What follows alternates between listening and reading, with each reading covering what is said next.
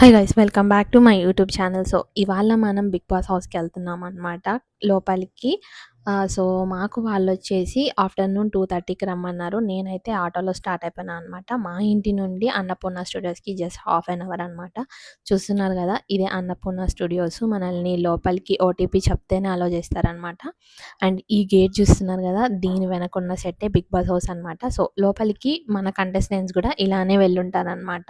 So మమ్మల్ని కూడా అక్కడికి అలానే పంపించేశారు. ఆ గేట్ దగ్గర ఫొటోస్ కానీ వీడియోస్ కానీ తీసుకునేకి అస్సలు పర్మిషన్ ఉండదు కదా. సెక్యూరిటీ వాళ్ళైతే వెళ్ళిపోండి వెళ్ళిపోండి అని అంటూనే ఉంటారనమాట. అండ్ దెన్ లోపలికి వెళ్ళినాక వాచెస్ కానీ ఫోన్స్ కానీ అన్నీ తీసేసుకుంటారు. వాళ్ళు జస్ట్ లోపలికి పంపించింది జస్ట్ 22 మెంబర్స్ని మాత్రమే. అండ్ ఎలాంటి స్క్రిప్ట్ ఇయ్యరనమాట. మీకు ఏం క్వశ్చన్స్ ఉంటాయో వాటిని ఒక 5ని ఒక పేపర్ మీద రాయండి అని చెప్తారు. అందులో మీరు ఏ క్వశ్చన్ అడగచ్చు అనేది కూడా వాళ్ళే టిక్ పెట్టిస్తారనమాట. బట్ వెయిటింగ్ టైం అయితే చాలా ఎక్కువ ఉండే. అండ్ ఇంకా లోపలికి వెళ్ళడానికైతే ఎలాంటి పాసెస్ కానీ డబ్బులు కానీ అలాంటివి ఏమి ఉండవన్నమాట. జస్ట్ మీకు ఒక మంచి రికమెండేషన్ ఉంటే మీరు లోపలికి వెళ్ళొచ్చు అనమాట.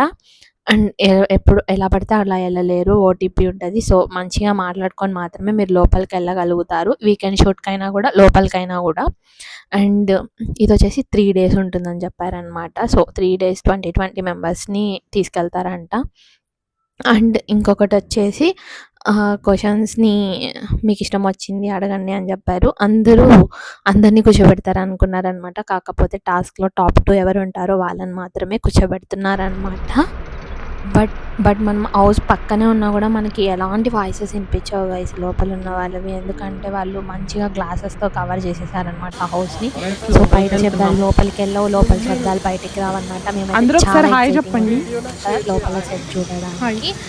అండ్ వెళ్ళిన వాళ్ళందరూ కూడా చాలా ఎగ్జైటింగ్గా ఉన్నారు. అండ్ చాలా వరకు ఫ్యాన్స్ వచ్చేసి పవన్ కళ్యాణ్ ఇంకా తనుజ ఫ్యాన్స్ వచ్చారనమాట.